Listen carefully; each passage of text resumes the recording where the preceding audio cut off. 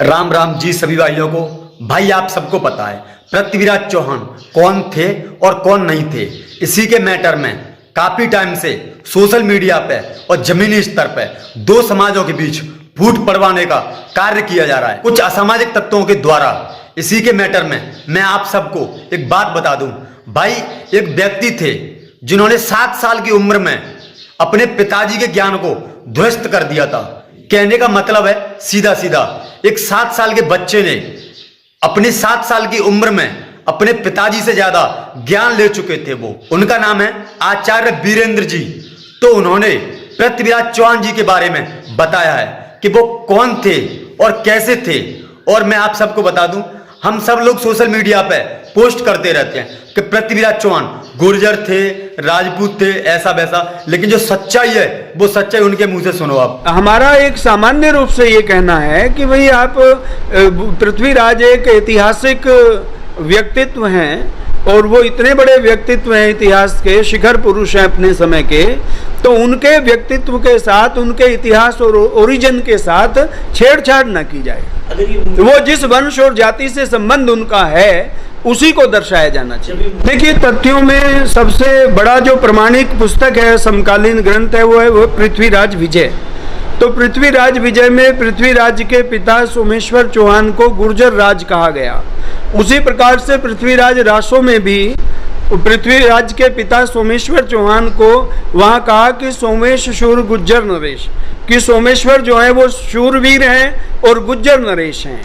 तो दोनों पृथ्वीराज रासो भी और पृथ्वीराज विजय भी जब उनके पिता को गुर्जर नरेश कहती हैं, गुर्जर राज कहती हैं, तो जब पिता गुर्जर है तो संतान तो स्वाभाविक रूप से गुर्जर होगी और उनका राज्य भी गुजरात ही कहलाता था। अल-बरूनी ने 1020 में अपनी पुस्तक अल हिंद में इस बात की पुष्टि की है। वो लिखते हैं कि चौहानों का जो राज्य है वो गुजरात कहलाता है, तो राज्य भी गुजरात कहलाता है। उनके किले को इसमें पृथ्वीराज विजय में जो 1192 में लिखी गई, उसमें उनका जो नाडोल का किला है उस दुर्ग को भी गुर्जर दुर्ग कहा गया। और जब गोरी को हराया पहली, उसमें जब 1191 में 92 में जब उसको हराया गया गोरी को पृथ्वीराज के द्वारा, तो उस समय पर वहाँ लिखा कि गुर्जर कृत गोरी पराभव वर्णनम, कि गुर्जरों के द्वारा गोरी को हराए जाने का वर्णन। यानी कि कवि लिखता है कि पहले गुर्जरों ने ही गोरी को पराजित किया। ये समकालीन पुस्तक में लिखा हुआ है।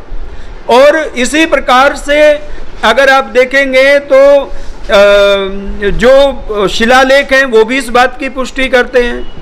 लाट का जो चौहान शासक था उसको स्पष्ट रूप से गुर्जर कहा। शिवनेरी के शिलालेखों में जगह जगह, कई जगह पर लगातार उसके लिए गुर्जर शब्द का प्रयोग हुआ है।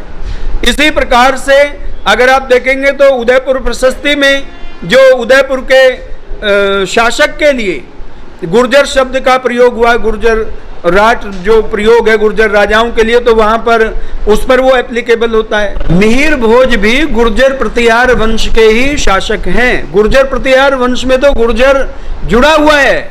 आप पुरातत्व विभाग में चले जाइए, कहीं चले जाइए, सब जगह उनको गुर्जर प्रतिहार ही कहा जाता है।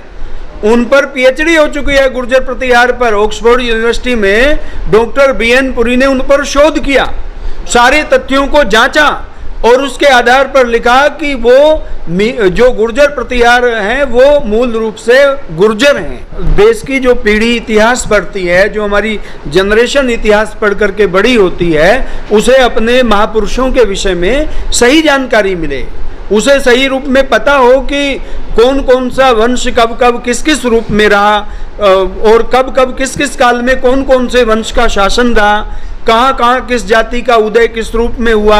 ये इतिहास है। इतिहास की सच्चाई को जानना हमारा फर्ज है।